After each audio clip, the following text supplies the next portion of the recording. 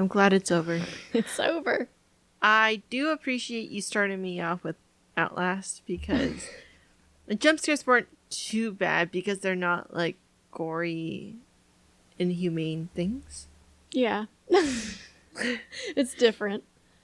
It's different for sure. But hey, you don't have to do any more horror for quite some time. Out of context summary. In this episode, there's a rat baby.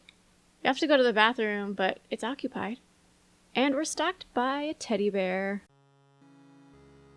Thank you for coming back from our replay reviews. My name is Leah. And my name is Kathy. We are two friends who are here to replay, review, and analyze your favorite video games. And since Kathy has never seen the games before, it helps me view them through her fresh eyes, almost like I'm discovering them again for the first time. We hope it'll be a similar experience for you.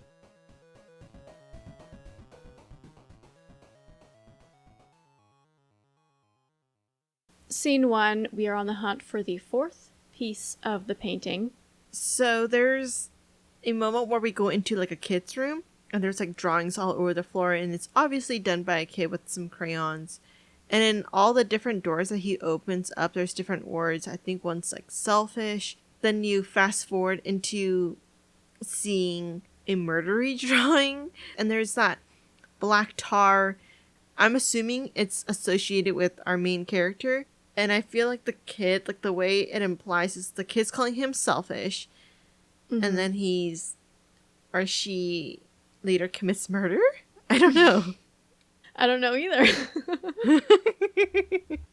We find a party hat on a stuffed bear, and when it's picked up, the voice says, Hey, what is that? Wait, what day is it? It's Sunday?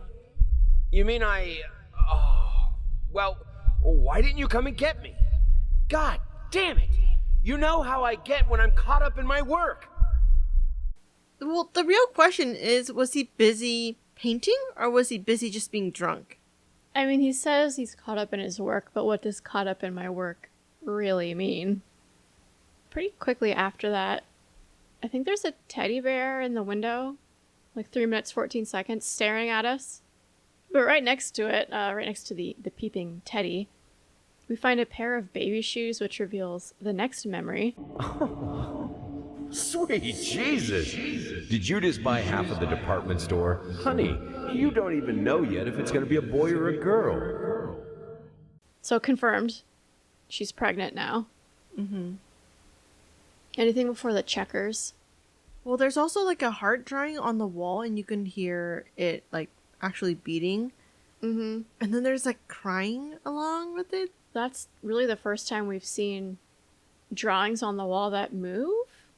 And I don't know if we see that again, so I'm not exactly sure what that symbolizes, but we play the game of checkers that's right by this drawing, seemingly with a ghost. We pick up one of the checkers and hear, You beat me again. Sometimes I wonder why I even bother. Good thing we didn't bet on it. What? What's so funny? What's going on here? Why is she laughing after he said, good thing we didn't bet on it? I mean, it's a losing bet for him. I don't know. Yeah, I don't understand that. I don't know what she's laughing about. Things get really baby themed and doll themed for the next few minutes, and I'm sorry, I find it all to just be hilarious, especially the baby running into the wall. There's this doll just sprinting, and then it hits the wall. There's a lot of dolls in this part, though. Dolls falling from the ceiling. Just, it's a lot of creepy dolls in a single room. It's funny to me. I feel like it's supposed to be more scary than funny, but to me it just feels like one of those comedy horror movies.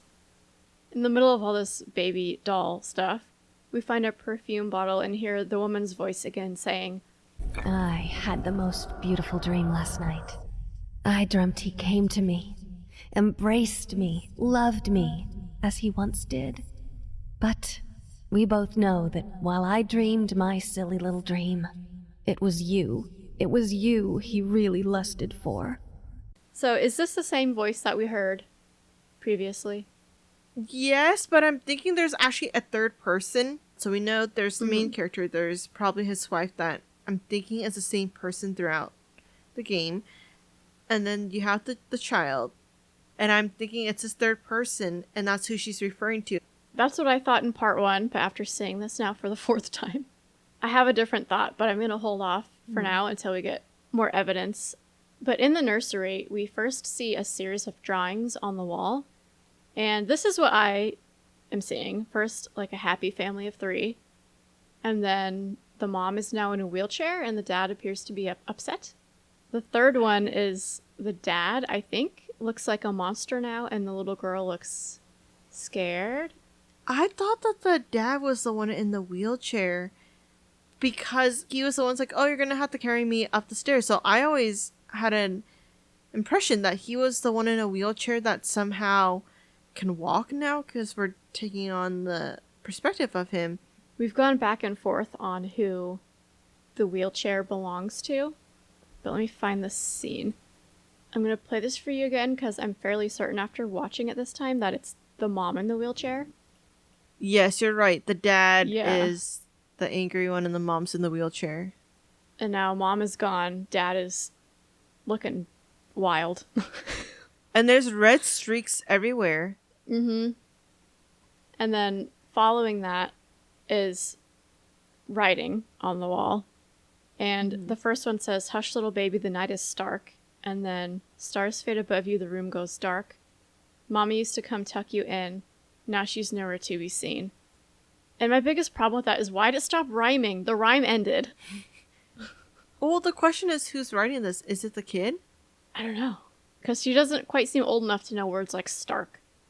What about all the selfish and the other words that we see throughout the game? Who's writing those? My theory that I lean towards is he's just seeing this stuff. Or it's stuff that she used to say to him, his wife used to say to him, that just sticks in his brain now. So I don't know if it's actually written on the walls or if he's just imagining it there. But I think he's sort of replaying things that she's said to him.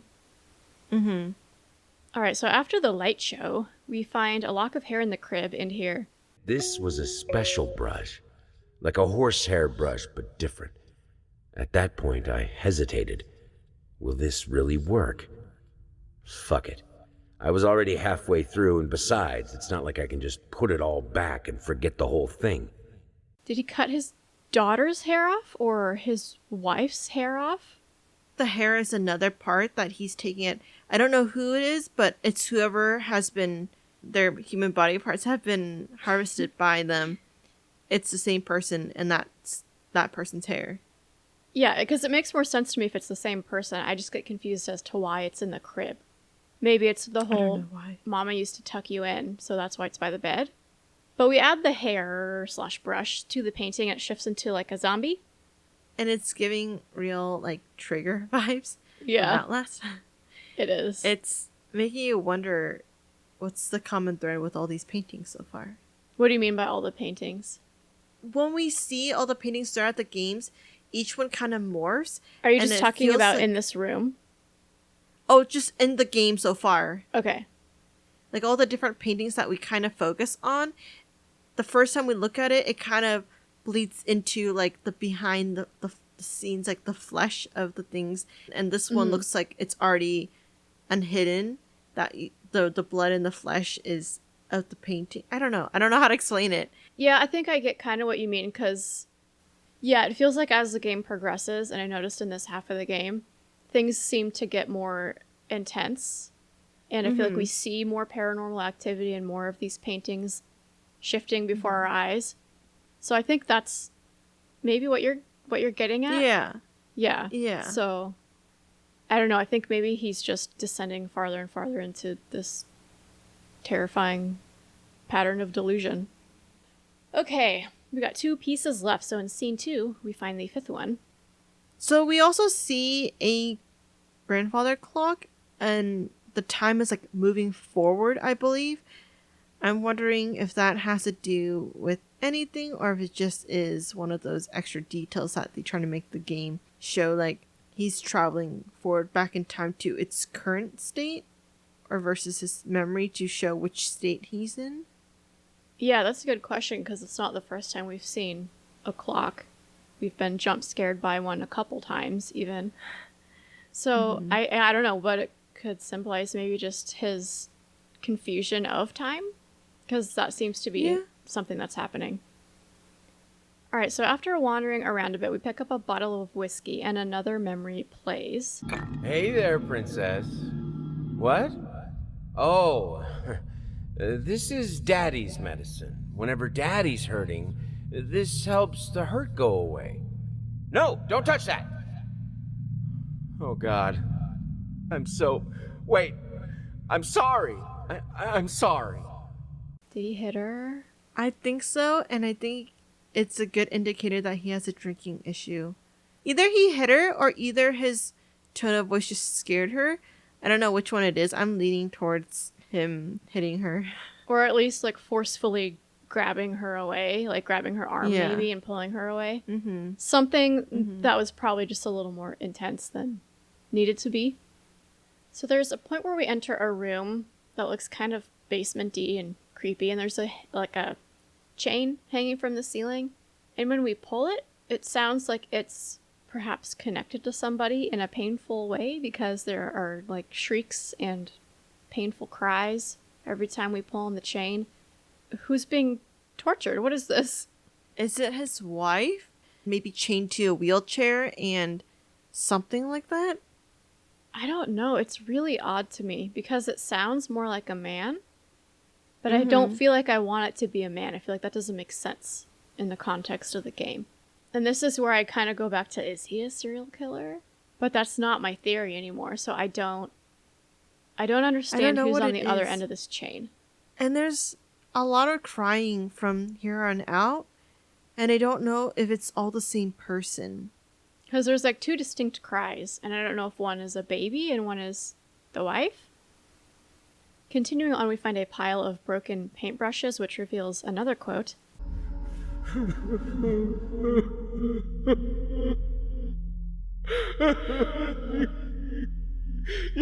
fucking took it from me!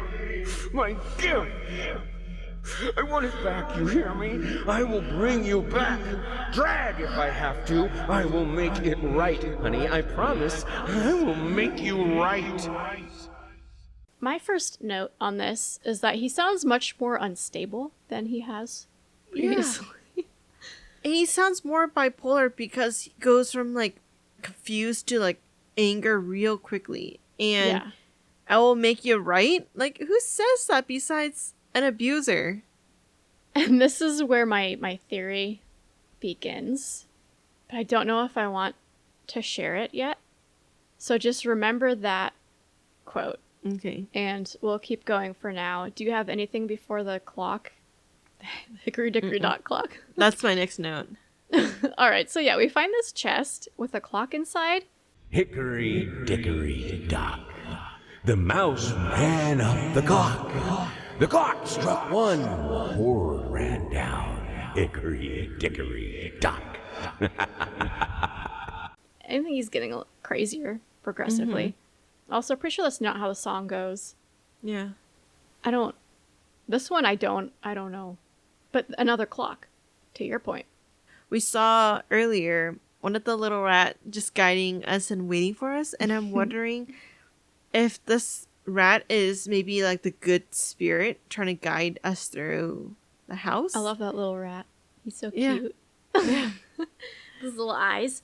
I'll give you a little bit more information on this from my first playthrough when I was collecting notes. You can find a ton of rat traps. You can find a letter from an exterminator. You find lots of sketches about rats, and it seems like some of them are maybe real and some of them are more hallucinations. So there's something about the rats that really gets to him. Again, jumping ahead to the next item, it's a compact mirror, and we hear a woman saying, You know, even though you are my rival and the source of all my sorrows, you're also the only one I can still talk to. The only one who will listen.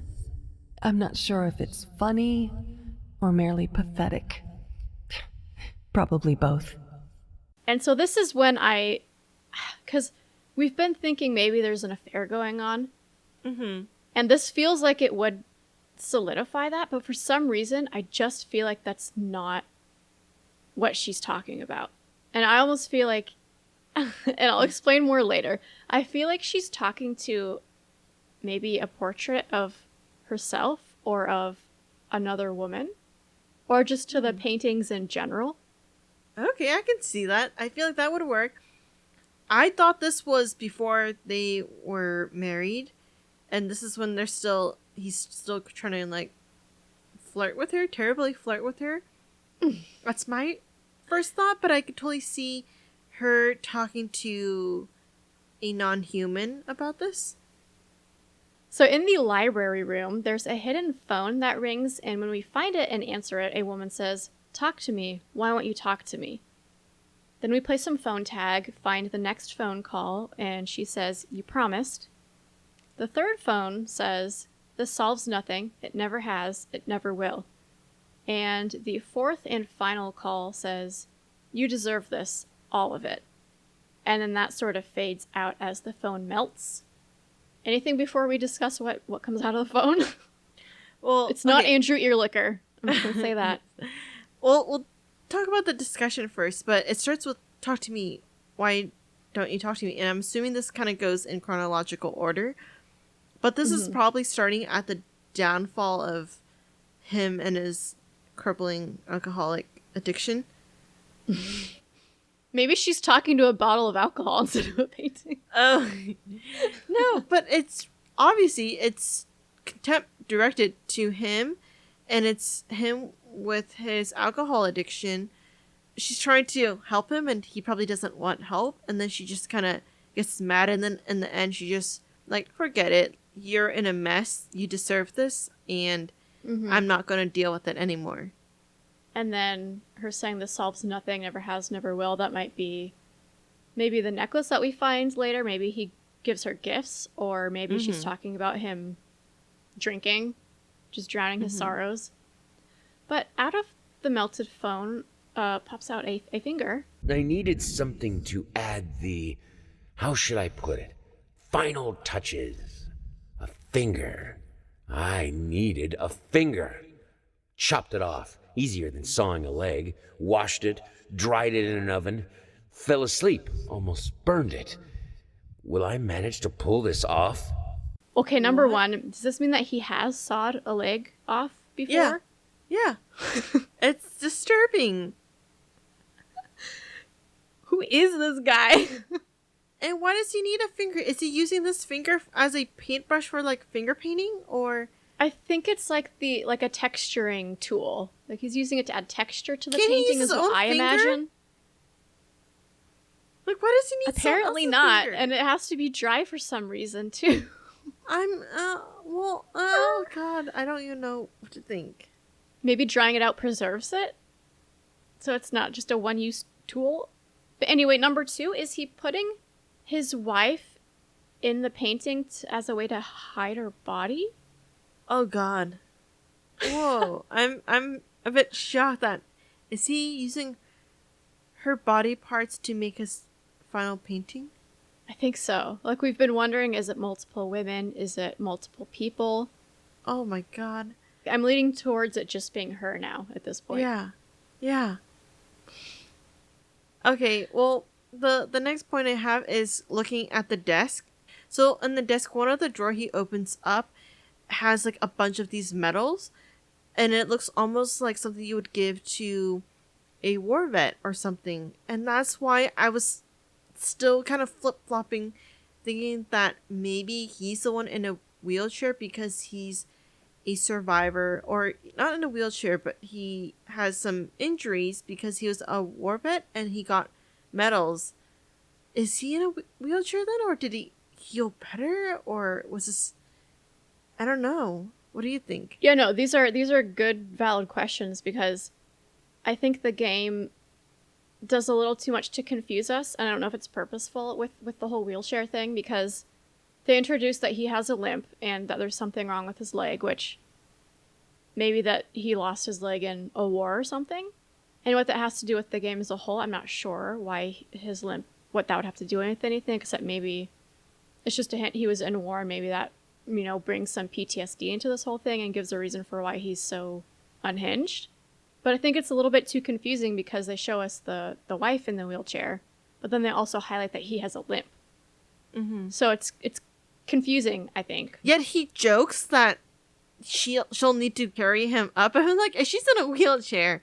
Like, you can sit in her lap and you guys can go up the elevator, but like, what? I don't think she's in a wheelchair at that point. Oh. Does he break her legs? We'll discuss. Sawed off her leg. No, we'll discuss. Maybe he sawed off his own leg. Because here's why I've been thinking it's not her leg, is just because we've put every other part of her in this painting. So why would they mention the leg and not have that added to the painting? Mm-hmm. Which it still could be. But now that we're talking about like the war and his limp, I'm wondering, did he have to saw his leg off? Either from a war injury or just for whatever reason. Well, I don't think you'd be sawing off his own leg. If he's in war, there's going to be other people around. You wouldn't think so. But maybe he even just witnessed it. And I will say we might just be going down a rabbit trail here because I have seen these medals in other drawers, so it could just be standard like background aesthetic, to add things to make it look lived in. So it could just be nothing. Yeah. But I kind of like these theories though. Yes. All right, so back in the studio, we add the finger to the painting, and the zombie turns into a slightly less dead-looking woman. So, okay, we've come a long way since the smudges and the flamingos. There's a room with weird rat lady paintings, and in one of these paintings, we find a dead rat, and we hear, "Do you mind explaining this to me? I know what it is. Care to tell me how it got in my workshop? Stop lying. We both know it couldn't have gotten there on its own." So who's the one putting these rats there? Is it his wife or is his child? We know that the rats bother him, so maybe his wife's putting them in his workshop to just piss him off because he's ignoring her and being drunk. Or my other question is, are there actual rats or is he imagining it? He thinks they're lying. They didn't do it because it doesn't exist, but he thinks it's real. And so he's getting angry over nothing. That's my other question, is that, are we sure these rats exist? So I think at the time of this quote, I think they were real, and I think he didn't like the rats, and that's why she put one in there to get on his nerves, and maybe all of that sort of just amplified into this weird obsessive fear that he has with rats, and now he's hallucinating them as a result. So moving on, we find a room with a bed, and it erupts into flames, and there's some gauze on the nightstand, which reveals another memory. Is that her? Oh, God. Can she hear us? This is all fixable, right? No, you don't understand. Her face, her hands. She will be devastated. So, is he talking about she's devastated at her own injuries and this is like a result of a fire that's causing her damage? Or is it her devastation because something happened and she can no longer paint and therefore she's mad and that's why she broke those paintbrushes? I will make you right, as in he'll heal her. Okay. I'm thinking about what you said because the quote surrounding the paintbrushes, I've never thought about her breaking them. Mm-hmm. So now I'm considering that. Because I was leaning to, well, I'm going to save it. I'm going to save it until we get to the last or second to last quote. Mm-hmm. Because we need all the information to discuss this. But do we think that this is the wife or the daughter? Who's being burnt? I think it's the wife. Okay, I think so too. And then just another thing I want to highlight on this for now before we move on is when he talks about her face, her hands, and then he says, "I," but then changes it to "she will be devastated." I think this is a hint that leads me to my overall theory of like, he doesn't like the way she looks anymore because her face is burnt. Maybe those drawings is of his wife where when you take the gauze off, that's the flesh that has been exposed because of the fire. And when I heard him saying "I," I almost thought he was going to say, like, I didn't mean for this to happen. Because the question remains, what started the fire? Maybe we should put a pin in this for now, but we both agree it's the wife, and Yeah. her face is messed up now. Mm-hmm. Right? Okay. Is the necklace your next note? Mm-hmm. All right, so moving on to the necklace, we hear, God, I am such an idiot. To think that someone like me could ever compete with you in all your sublime beauty, everlasting, immortal. So it's these last two words that really solidified my theory for me. Everlasting and immortal. Those two quotes make me wonder if she truly is competing with either a portrait of herself or a portrait of another woman. And Yeah. and so he's more in love with this portrait, and while she now is disfigured and so can't compete with the portrait or the memory of her. And this is where, because we know he's an artist and that's all he is, right? Yeah. And what do all artists have? And I don't hate artists, okay? I took a lot of art classes in high school and elementary? Middle school. Yeah, you did. I took a lot of art classes. I like creativity. I just don't like when that's your only personality trait. So I'm not hating on artists in any way. But all people like this guy, they have a muse, right?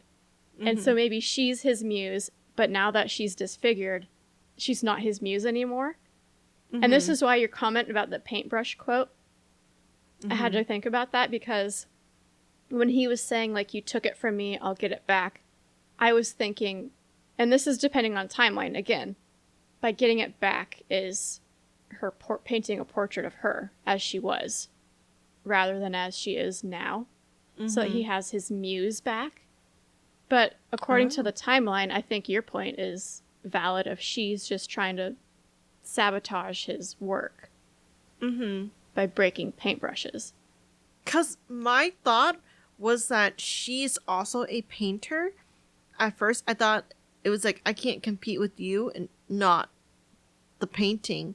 Like, I could see it going both ways, but when it's just like kind of saying it's everlasting, that makes me feel like it has to do something that's stopped in time, which kind of goes back to the clocks. So I don't. Yes. Let me add something else to that. Okay. Because I think you're onto something, but we've had more hints to her being a musician. We find the violin, and we've heard her playing the piano, and we have that one quote where he's like, don't stop playing because, like, it helps me paint. So maybe even The she violin. either refuses. Yeah, either she refuses to keep playing for him, or her hand is damaged and she can't keep playing for him. She is injured, and that's why he's like, what are you doing up? Or like whatever he says, like, you can't play the violin, is because it's endangered.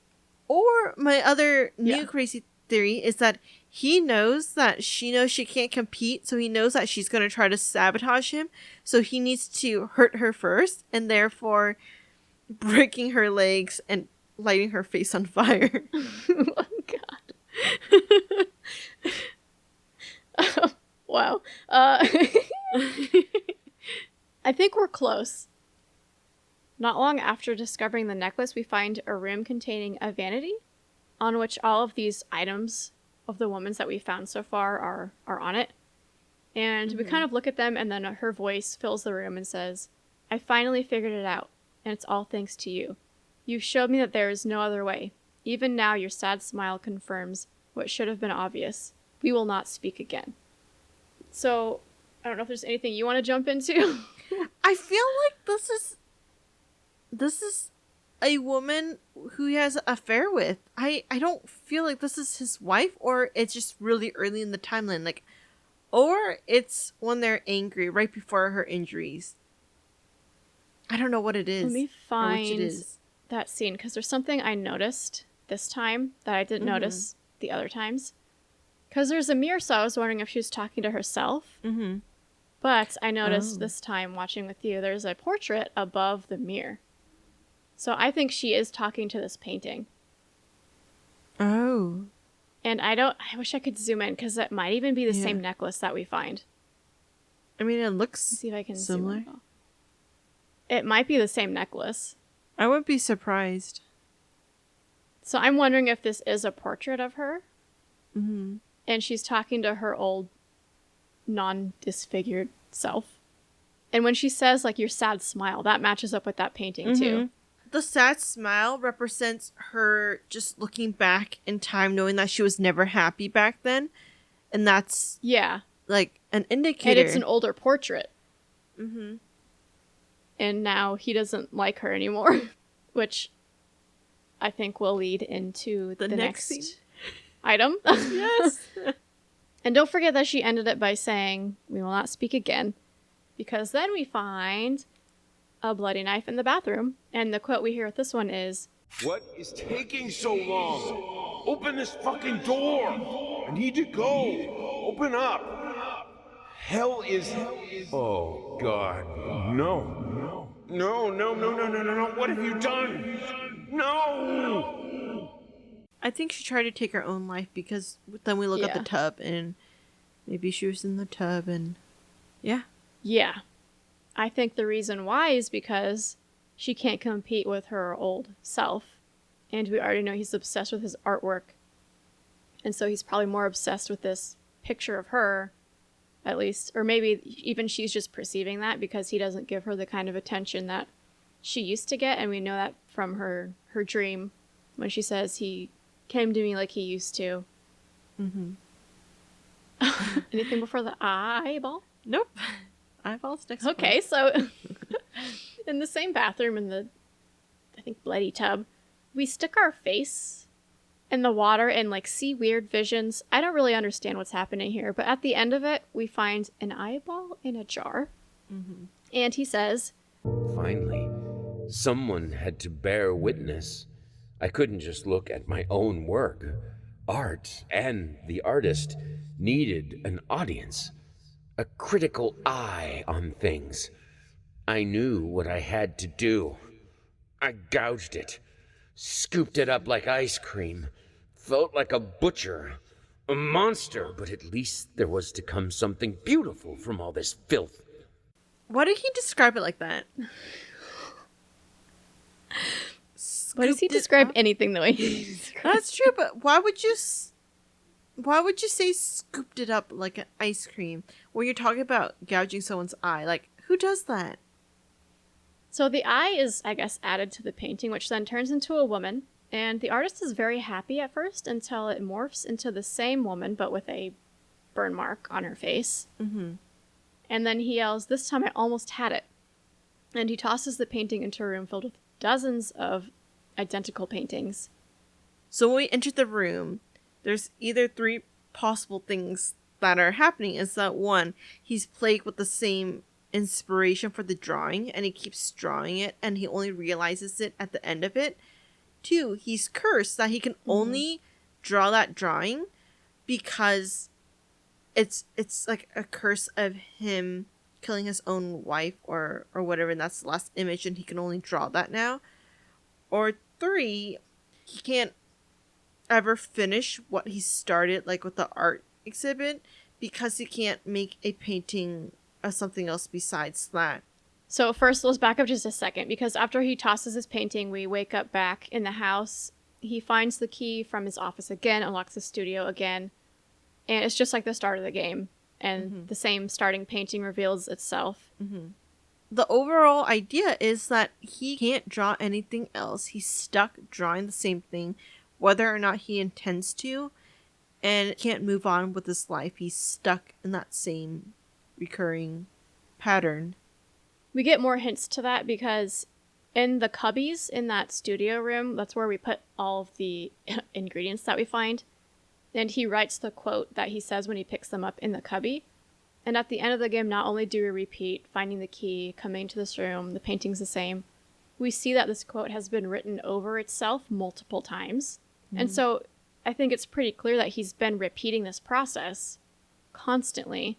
Do you have an overall theory? Do you want me to share my overall theory, or is there anything else that you want to discuss first? My theory's too broken. Go ahead. Okay. So my theory is basically she or her music was like his muse. That's how he made this amazing art. Mm-hmm. And then the fire happens. I'm not sure how or why, if it was an accident.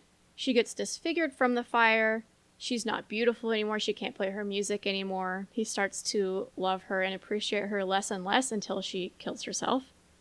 And then he feels guilty and also just wants his muse back so that he can get his gift back of painting.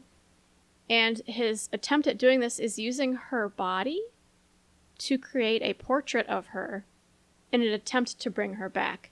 But he seems to only be able to paint her disfigured form. And that's why he gets frustrated at the end, says, I almost had it. Maybe he even does paint a proper portrait, but his mind, like, he's so screwed up that all he sees is the disfigured version of her. Or maybe she's just haunting him. I like that. Where does the child fit in? See, there's one of my episode lookbacks is, where's the daughter? She's the rat. Did she die in the fire? Is she the rat? You know, like, I like that idea because it explains why she's in a wheelchair in that one scene and how it happened and why he decides to keep parts of her body. I feel like that's a very comprehensive theory about everything we've seen so far and trying to make sense of all this. The third person that's saying that, oh, I dreamt of this other person, but we always knew he lusted after you more. Who's that person? I think she's talking to her old self or that portrait of her. I think she starts to lose it too. Probably. Because of his behavior. Yeah. And so maybe at some point they both go insane and their daughter gets taken away from them. And then that really pushes her to do what she does. Yeah. I don't know, because we don't ever get, I don't think, unless there's a note that we can find, any conclusive evidence as to what happens to the daughter. I feel like the daughter may have started the fire based on how her angry she is with her dad, but maybe she dies in the fire? Maybe that's what also pushes the wife over the edge. Honestly, I feel like this whole, unless like that's the purpose of the daughter in the story, is pushing them over the edge. I don't understand the purpose of the daughter in this game.